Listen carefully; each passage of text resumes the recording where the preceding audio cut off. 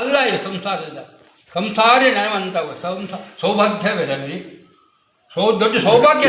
ನಾವೆಲ್ಲ ಬಿಟ್ಟು ಮನೆ ನಿಂತದ್ದು ಅಲ್ಲ, ಎಲ್ಲವನ್ನೂ ಮಾಡಬೇಕು, ಜವಾಬ್ದಾರಿ ಇದೆ. ಅದರಿಂದ ಶಾಶ್ವತ ಅಲ್ಲ. ನಮ್ಮ ಕರ್ಮ ಮಾಡಿ ವೃದ್ಧಾಪ್ಯದಲ್ಲಿ ಹೇಗಿರಬೇಕು ಅಂತ ನೀನು ಮನೆಯಲ್ಲಿ ಅತಿಥಿ ಆಗಿರು ಅಂತ ಹೇಳ್ತಾನೆ ಶಾಸ್ತ್ರದಲ್ಲಿ. ನೀನು ಮಗ ಸತ್ತ ದೊಡ್ಡವರಾದರು, ಮಕ್ಕಳು ಮೊಮ್ಮಕ್ಕಳು ಬಂದರು, ಎಷ್ಟಿರ್ಬೇಕು ಅಷ್ಟು ನೀನು ರೂಮ್ನಲ್ಲಿ ಕೂತ್ಕೋ, ಅಧ್ಯಯನ ಮಾಡು, ಅಧ್ಯಾಪನ ಮಾಡು. ನಿನ್ನ ಜೀವನ ವಾರ್ಧಕ್ಯ ಆಯಿತು, ನಿಮ್ಮದು ವಾನಪ್ರಸ್ಥಾಶ್ರಮಕ್ಕೆ ಬಂದಿದೆಯಾ, ಎಲ್ಲರಿಗೂ ತಲೆ ಹಾಕೊಂಬರ್ಬೇಡ. ಏನು ಮಾಡ್ತೀಯ, ಅಡುಗೆ ಏನು ಮಾಡ್ತೀಯ ಮಗ, ಯಾಕೆ ಬೇಕು? ನೀನೆಲ್ಲ ಮಾಡೋ ಒಂದು ಸ್ಥಳ ತಂದಿದೆಯಲ್ಲ, ನೀನು ದೂರ ಆಗ್ತವ, ಪ್ರಪಂಚದ ಸುಖಗಳಿಂದ ದೂರ ಆಗ್ತವ. ನಿಮಗೆ ಶಾಶ್ವತ ಹಕ್ಕೋರು ನಮ್ಮ ಆನಂದ ಪಿಡಿಕ. ಈ ರೀತಿ ಎಷ್ಟು ಹೇಳಿದರೂ ಇದೆ. ಆ ರೀತಿ ಮಹಾನುಭಾವರು ಬೇಕಾಗ್ತಿದೆ. ಆದರೆ ದನಗಾಹಿ ದಿವಾನ ವೆಂಕಣ್ಣ ಏನೂ ಬರದ ನಿರಿಷ್ಟರ ಕುಚ್ಚಿ ಓದ್ಲಿಕ್ಕೆ ಬರ್ತಿರಲ್ಲ.